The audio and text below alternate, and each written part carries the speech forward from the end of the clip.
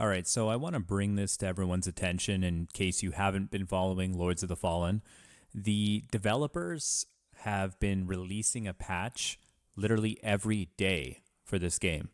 You could see Monday, Tuesday, Wednesday, Thursday, Friday, today. Like, these guys are killing it. Every day there's patches that are fixing bugs or performance issues, even changing system mechanics and game mechanics. And today was really kind of the cherry on top. It's a Sunday. At the middle of Sunday, they just, here's our new patch that we're coming out with. And this is like the biggest patch yet. They've been addressing the community feedback. Basically, in New Game Plus for Lords of the Fallen, when you went to New Game Plus, you would only have your main hub. You could teleport there or warp there, and then you could make one other hub that you would make yourself in one of the flower beds. Well, people didn't like that. It was too difficult. There's lots of running and backtracking, and travel was very difficult. So they've come out with a new compromise, a new way of how New Game Plus works, basically.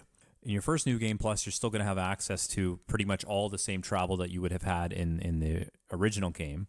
And then when you go to New Game Plus 2 and New Game Plus 3 and further on, you lose some more of these vestige points, they call them, right? Where places you can teleport to, basically, fast travel. So as you progress through the New Game Pluses, you get access to less of this. It makes it a little more difficult. Plus, the other difficulty options are also increasing. Also, as a follow-up to this announcement, they're designing a New Game Plus modifier system where the players themselves are going to be able to customize their New Game Plus experience.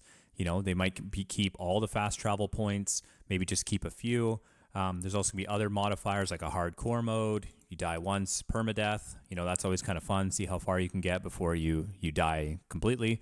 Item randomizers, enemy randomizers, etc. So these guys are already fixing the main problem, which I didn't mention in the video I just made today. This patch came out like as I was making that video, but I didn't even mention the vestiges, but that's an issue that people had with New Game Plus. So that's been fixed basically. And plus they're having a more expanded system that they're creating. So it's a double whammy of goodness. One thing I did mention in my other video is enemy density. They're basically improving the leashing system. So the enemies won't chase you as far. It keeps them near their spawn point. So it gives you a little more flexibility in your capability of running past mobs and finding safe spots or skipping camps and going to the next one without dragging 40 enemies behind you. So we aim to have further refinements in Thursday's patch, including reducing the number of enemies present in areas where players most struggle. So they probably have data on this. They can see a lot of people are dying in certain spots. Maybe they make it a little more accessible. Like I was talking in my previous video, some spots for me were like, okay, damn, this is hard. I did enjoy trying to figure it out, but yeah, I can see why some people were frustrated with those areas. And then if you do them again and again, you make one mistake and you're dead. So frustrating, but they're going to tweak some of that stuff. Excellent fixes, of course. Crossplay, they've had a lot of issues with crossplay. Honestly, online performance in general has had a lot of issues for a lot of people. I haven't had any issues myself, but I haven't really tried to invade much. Only a couple of times it worked fine. So they're working on that. And then, of course, performance and stability, always an issue. My system, again, I didn't have a single crash, and I didn't have like a single frame that felt like it was missing the whole time I played the game. It ran perfectly on my system. And it should have. I have a very good system. But the fact that I'm on like ultra all graphics and it ran flawlessly all the time, I was impressed. And then lastly, I guess there was some progression being lost through corrupted saves and like co-op issues and stuff. They're hopefully fixing all that stuff.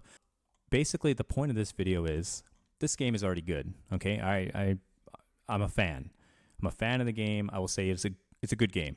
The developers have been busting their ass to make this into a very, very good game. This is fantastic communication, first of all, daily communication, daily patches, absolutely insane. So I look forward to more of Lords of the Fallen. I'm actually going to probably do another playthrough, switch up the build entirely. They do play a lot differently. I really want to go like a double dagger agility build. and get away from the whole sword and shield tank mode. But anyway, check this game out if you haven't already. I highly recommend it. It's just getting better every day. So anyway, quick video. Thanks for watching. Take care, everybody.